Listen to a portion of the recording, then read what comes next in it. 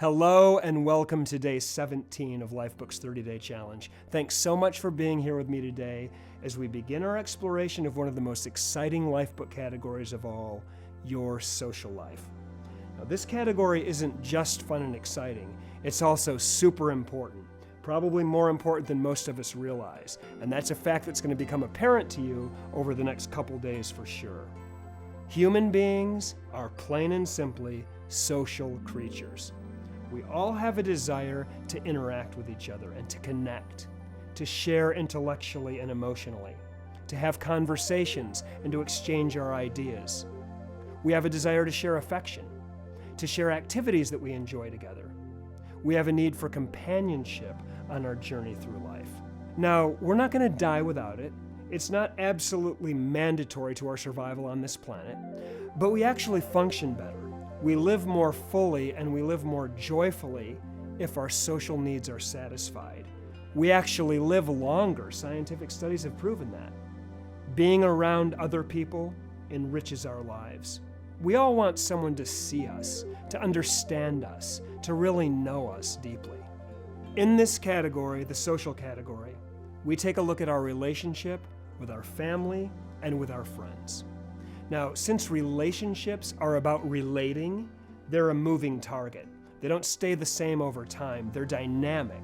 They're not static. They move and they fluctuate. And as we'll see, in order to be fulfilling and meaningful, our relationships are going to take continuous energy and continuous care. They take an investment. We often take our friends and family for granted, don't we? I mean, we don't tend to give enough thought to what we really want out of these important relationships, or what we need to bring to the table ourselves.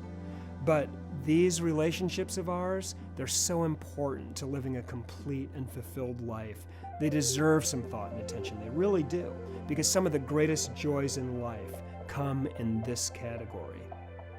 Now, I'd like to share a clip from the Classic Lifebook program with you now, where I'm going to describe my own vision for my social life. Take a look.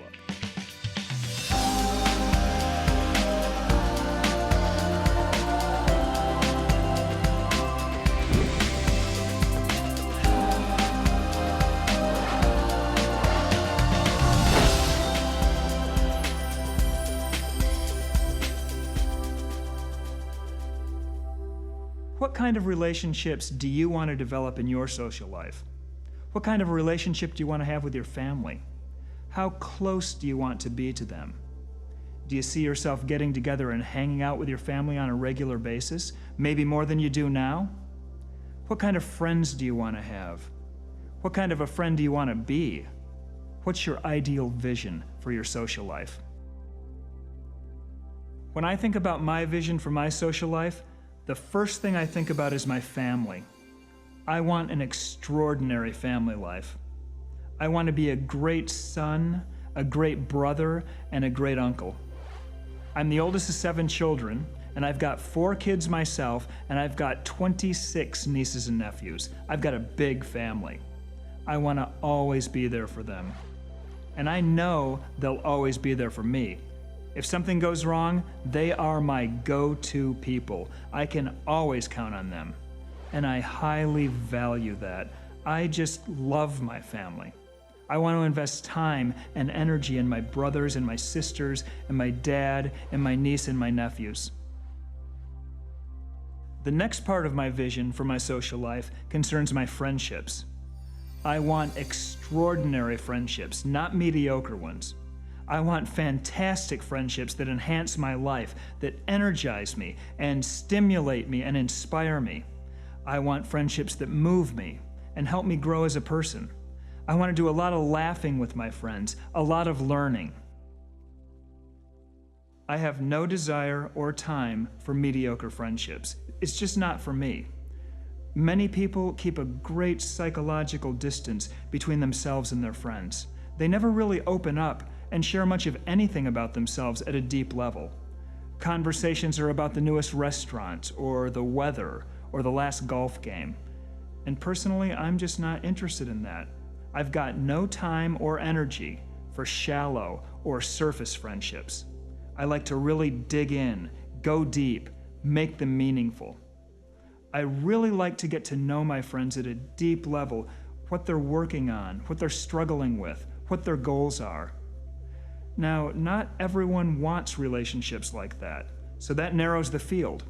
And that's just fine with me because I don't need a lot of friends. I just want really, really good ones. Quality is definitely more important than quantity to me. I want extraordinary friendships. The way I see it, two things are required for extraordinary friendships, and they're both a part of my vision.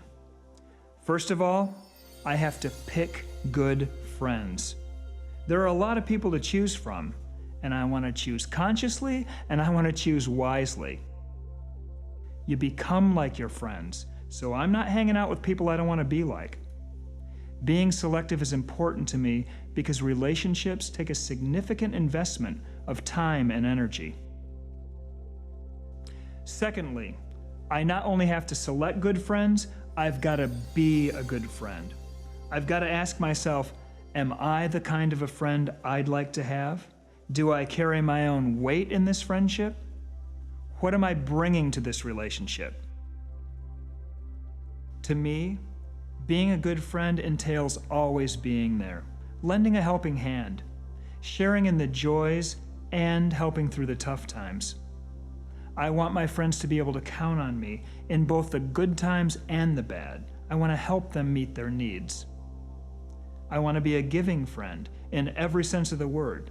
I want to operate with kindness and compassion in my relationships, pay compliments whenever I can, make my friends feel good, make them feel important and loved and supported. In any friendship, I know that I'll reap what I sow. So I'm in charge of giving what I want to get. Being open and honest is going to get me openness and honesty. Being adversarial is going to get me in trouble. I want great friendships, so I need to follow the golden rule and do unto others as I want them to do unto me. That's my vision. That's how I see myself in this category. I want an extraordinary family life, and I want fantastic friendships that energize me and improve my life. And I've defined what that looks like to me. What is your vision for your social life? What kind of a relationship do you want to have with your family members? Do you need to spend more time with them than you do right now? Do you need to forge a stronger bond? What kind of friends do you want to have? Are there specific people you'd like to meet and bring into your life? What kind of a friend do you want to be? Take a few moments now and write down some thoughts on your vision for your social life.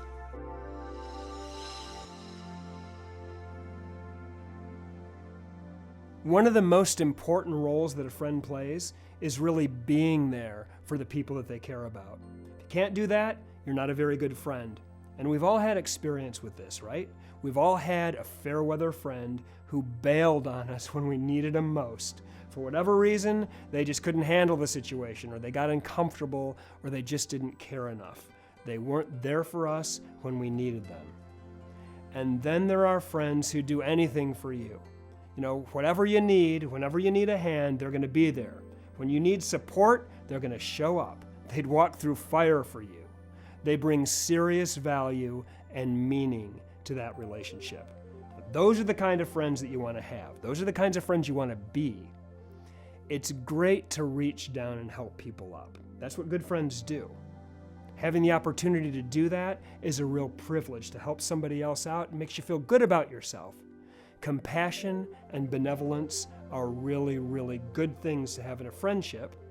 But on the other hand, we've got to be careful that our relationships aren't exclusively about reaching down and pulling people up. You want friends who pull your life forward as well. Friends that raise the bar for you and inspire you just by being around them. You want friends with a positive orientation to life. People who strive to be all they can be and who push you and who challenge you to be the best you that you can possibly be.